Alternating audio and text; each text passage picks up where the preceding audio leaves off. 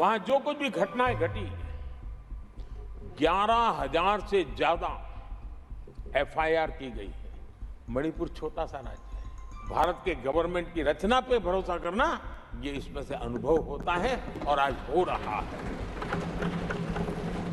आदरणीय सभापति जी, मणिपुर के संबंध में मैंने पिछले सत्र में विस्तार से बात कही थी, लेकिन आज मैं फिर से एक बार दोहराना चाहता हूं।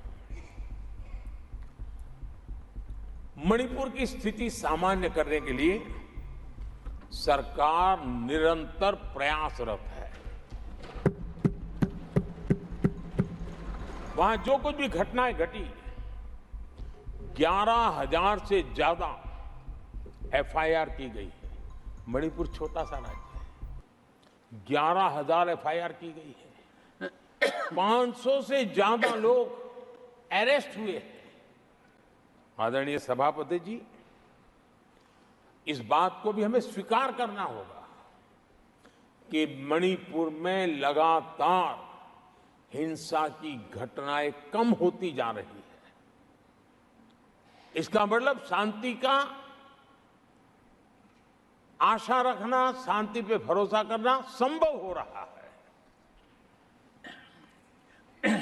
आज मणिपुर के अधिकांश हिस्सों में आम दिनों की तरह स्कूल चल रहे हैं, कॉलेज चल रहे हैं, दफ्तर और दूसरे संस्थान खुले रहे हैं।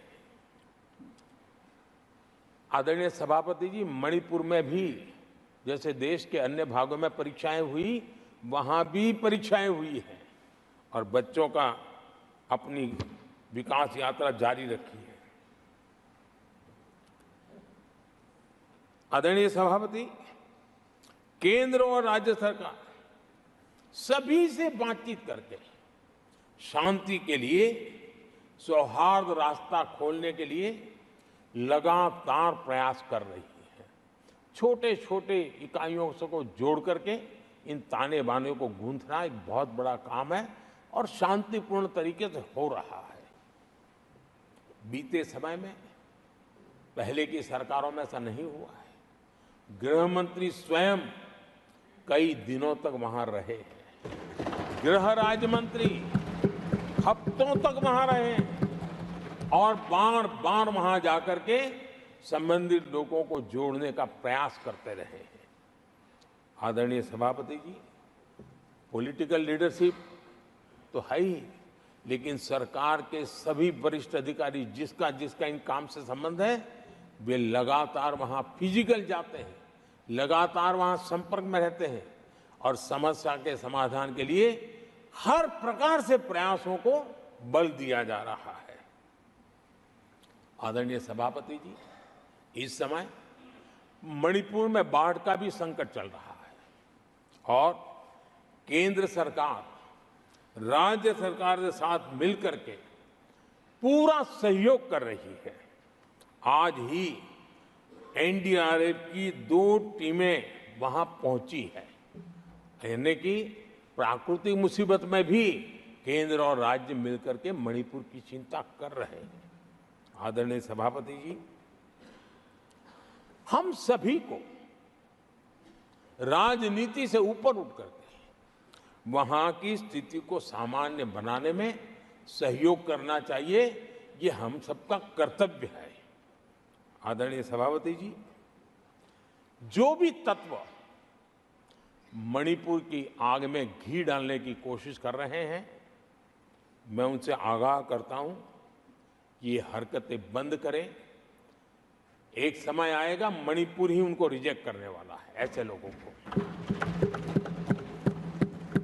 आदरणीय सभापति जी,